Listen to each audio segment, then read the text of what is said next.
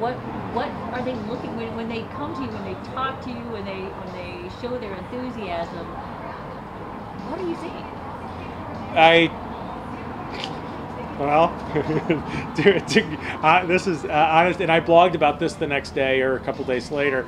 When I grabbed I was the last one to speak. No, I was second last to speak. The last person to speak was the Hall of Fame tight end Jackie Smith. And the reason he went last is because I wanted to introduce him, because honestly, to this day, that's still the coolest thing that I've ever done in my life, I think, is introduce the guy that was my hero when I was a kid. But I took the bullhorn, looked around at all these people, looked in their faces and thought, why are you here? You know, I'm just this guy that,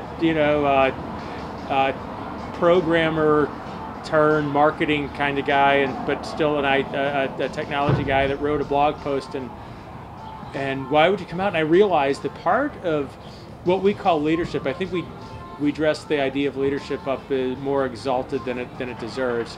It's usually somebody who just kind of goes first, right? And there were probably 1,000 people getting ready to say, I'm going to do this. All I did is got the post out there first that said, hey, this is the time, this is the date, this is what we're going to do. Come on out if you want. And I could have looked like a complete fool. I could have been the only one there.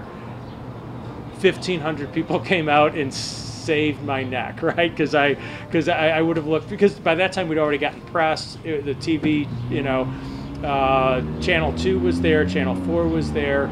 I could have looked like a real fool, so could Dana, and 1,500 people came out to prevent that from happening.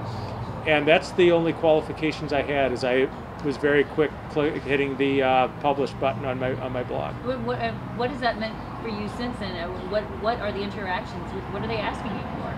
I still feel bad that people keep working so hard, because I made, in some way I had something to do with them getting involved. I really do. I just left our office, and there's bunches of people scurrying around making bags and putting things together and making signs, and it's like,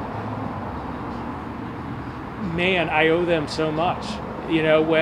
When they get called racists by the NAACP, one of the reasons we had to jump out, and it was really Jim Hoff's idea to go full bore on firing back at the NAACP, was that there's people who are only associated with this Tea Party movement because we started it, and we owe it to them to defend them.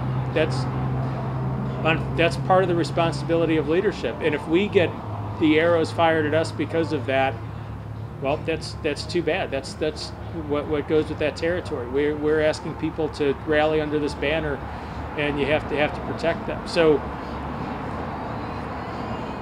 that's probably the biggest burden. Not that I mind it, but it's always there. It's always there that we owe them that allegiance.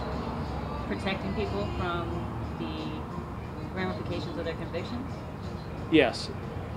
Of acting on their beliefs under the title of the Tea Party.